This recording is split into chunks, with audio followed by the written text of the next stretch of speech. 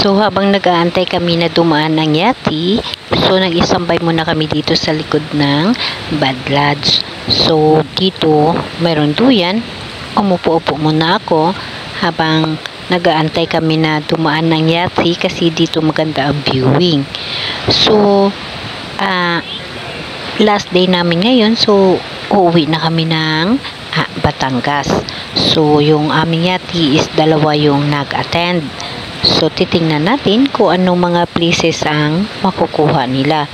So habang nag-aantay kami, dahil may duyan, ito gusto kong maka-experience sa duyan, kaya nag-video ako dito sa duyan. So guys, dito sa Puerto Galera, maganda ang lugar dito, maraming mga beaches at saka gaganda ng mga place, marami kaming napupuntahan. Nakarating ako doon sa may waterfalls, sa White Sand, kag sa marami pang mga beaches kami na inikutan at nagpicture. So marami akong picture na nakapture, kaso hindi ko ma-upload, na pupuno yung gallery ko. So for now, dahil last day namin, so dito na lang kami magla-lunch. Naka-check out kami sa mga beach namin, kami doon sa Angels Beach Resort. So dito na kami nagpunta sa Badlads kasi dito sila ni Boss. So dito lahat kami mag-aantayan. So ito, nakikita ko na yung pagdaan ng mga Yati. Palabas na sila, papasok na sila sa area dito sa finishing line. So hindi pa namin makikita kung saan yung aming mga Yati. Ngunit nakaka-enjoy pala, lalo pa pag nakasali yung mga kasamahan namin. So nakaka-enjoy. At sa Yati pala, makikita mo mayroon din palang racing na overtake kanay sa dagat. Nakakatuwa, nakaka-enjoy. Hindi ko nga nakuhaan ng capture yung pag-overtake ng Yati namin sa isang Yati rin. So ito, padaan na sila. Ito siya ay ginback boys ko, but pauwi na, papunta na sa finishing line yung mga Yati. And then malakas ang hangin dito, so I know na mas malakas pa yung hangin kaysa busis ko. But guys, talagang nakaka-enjoy yung tour namin dito sa Galleria sa Puerto Galirila.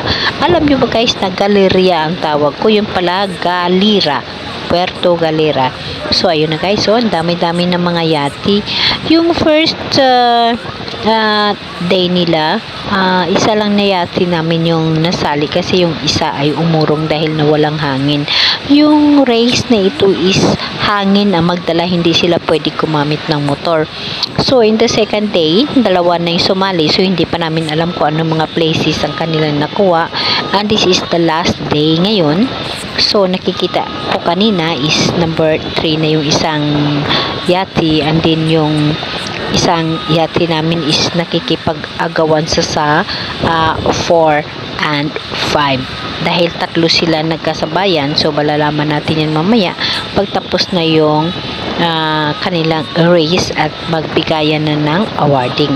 So guys, dito kami ngayon kakain sa Badlads for lunch. After that, pupunta na kami kung saan ang meeting place namin kasi mamaya gabi uuwi na kami papunta ng Anilao, Batangas.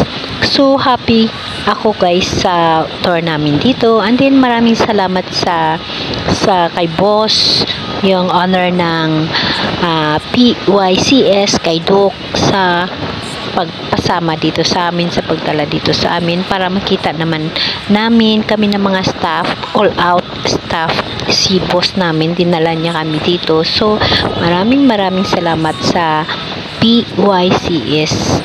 Ito siya ay yung Papaya Yacht Charter Services. So guys, dun din sa amin maganda yung mga dapat makikita pag sumakay ka sa Yati, like sa sunrise, sa sunset.